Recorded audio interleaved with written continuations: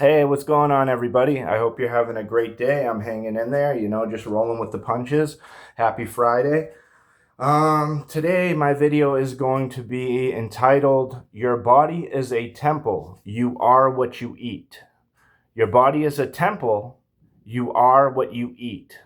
Okay? So, since 2019, I've been eating clean, thank God. Prior to that, I had the ignorant attitude of, it's okay to eat whatever I want because I don't get fat. Well, that changes as you get older, by the way. Don't let that be a reason to continue to eat lots of junk food, especially nowadays. Today, most snacks say contains bioengineered ingredients. I don't even know what that means. I kind of don't want to know. It's a big turnoff for me. You know what I mean? It's basically saying, warning, a lot of this food is made up of fake stuff that you should not ingest. And we have to put this there legally. You know what I mean?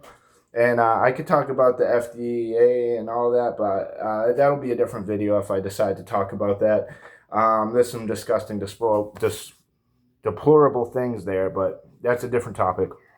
Anyways, back to this, okay?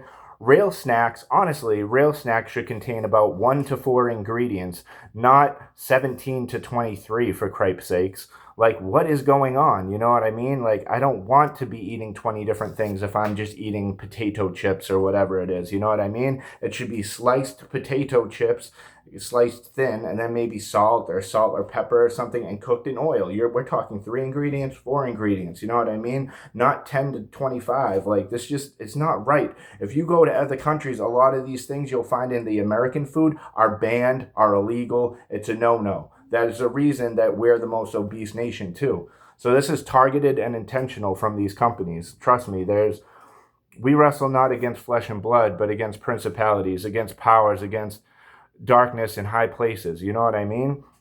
And this is what it's referring to, because there's nothing new under the sun. This has been going on, but in different ways, thousands of years ago. You know what I mean? Corruption, moral corruption, So anyways, today I eat lots of fruit. I tend to have 3 eggs in the morning, either every day or every other day.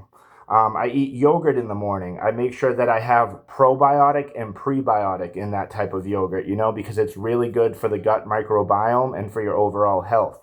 A lot of people say that death starts in the colon, or death starts in the gut, or sickness starts in the gut. So you really need to take care of that part of your body. You know what I mean?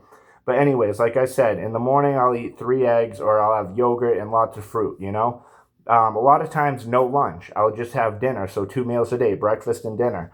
Dinner is usually meat, veg, and starch. So I'll have like steak or chicken or fish. Then I'll have a vegetable. And then I'll have starch, you know what I mean? I'm pretty sure starch is, obviously, it's like potatoes, different, like, a baked potato or mashed potatoes and stuff like that, homemade, of course. Or you could do things like rice, you know what I mean? So when you pair working out with eating clean over long periods of consistency, you get various positive results. It's just what's going to happen. Same thing if you just eat junk food and bad food for your whole life, bad things are going to happen. This is what I mean when I say you are what you eat. So be careful what you put through this mouth. Also be careful what comes out of your mouth. That's what they say in the Bible. It's not what you eat it's not what you put in your mouth that makes you unclean. It's what comes out of your mouth that makes you unclean. That was a wise word. But anyways, so I lost my way from 19 years old to 28 years old. I'm here to tell you that you need not make the same mistake as I did. Learn from others in order to avoid the personal turmoil, pain, suffering, and waste of time. Sometimes we just have to learn the lesson on our own, and I get that. But where and when you can, just take notes in your head. Just learn from others. You know what I mean? You can avoid the escapades of demise. But anyways, another point. God is in here. God is in here. This is the temple. This is the temple of God. Right here, God resides in the brain. This is universal consciousness, Christ consciousness as well. Okay? God is also here, the heart center. You point to your heart. You know what I'm saying? If you look at a lot of pictures of Jesus Christ, it will show a heart that it has flames around it, because that is the fire of life. And you see him pointing to the heart to say, to be born again, you must be like a child. You must be childlike. Your imagination must flow. You must cast your net to the right. the right side, your right hemisphere. You must use the subconscious, the creative mind. You know what I mean? Logic is great and all on the left side, but dude, the subconscious is the majority. And people tend to shut this off, or we get programmed growing up. And so there is a way to unprogram it and then reprogram it to whatever you want. You know, you can fight the algorithm by putting what you want and then deleting the things you don't like. So take control, because you have the reins. They don't have the reins, you do. They've just tricked you into believing that you can never control it. You can control almost everything. It's you. You have the power. But anyways, God said, "Do ye not know that your body is a temple?"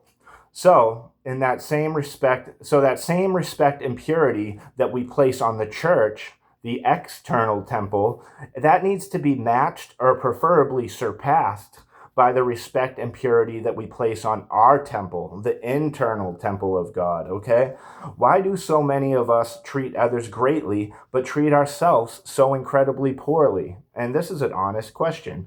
I can't really get all the answers from that question, but I know some of it. You know what I mean? It's because we have this lack of, we don't feel like we deserve it. You know what I mean? Life's beating us down. We've come up short on goal after goal, and it leads to our inevitable mental demise. And we think, oh, okay, I'm not worthy, or this or that. You are worthy. You know what I mean? You are worthy. You do matter. Treat yourself with the same respect, man, as you treat others. Even better. You've got to take care of yourself.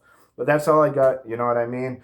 I got to go do some other stuff, so I'm a little tied up today. So until next time, stay safe, be blessed, and live lavishly. I'll see you guys in the next one. I love you all. Peace.